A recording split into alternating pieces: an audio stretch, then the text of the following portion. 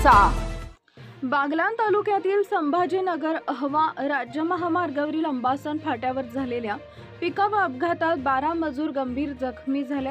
कोबी काढण्यासाठी निघालेल्या या मजुरांना घेऊन जाणारी पिकअप गाडी अचानक उलटून हा अपघात झाला। स्थानिक शेतकऱ्यांच्या मदतीने जखमींना तातडीने मालेगाव येथील सामान्य रुग्णालयात दाखल करण्यात आले असून उपचार सुरू आहेत। पिकअप क्रमांक MH15CK 7233 मजूर घेऊन नांदगावच्या दिशेने जात असताना अंबासन फाट्यानजीक पुलाजवळ वाहन उलटलं।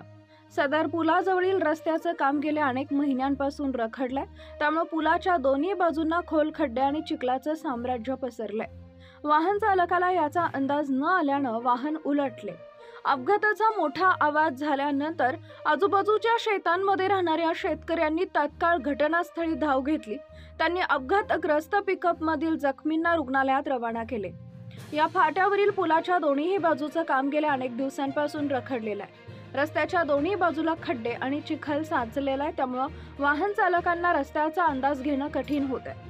याआधीही इथं लहान मोठे अपघात झालेत। मागील काही दिवसांपूर्वी याच ठिकाणी बंगलोर इथं कांदा घेऊन जाणारा ट्रक उलटला होता। मात्र प्रशासनाच्या दुर्लक्षामुळे या ठिकाणी योग्य उपाययोजना होत नाहीत, अशी संतप्त प्रतिक्रिया स्थानिक नागरिकांनी व्यक्त केली आहे।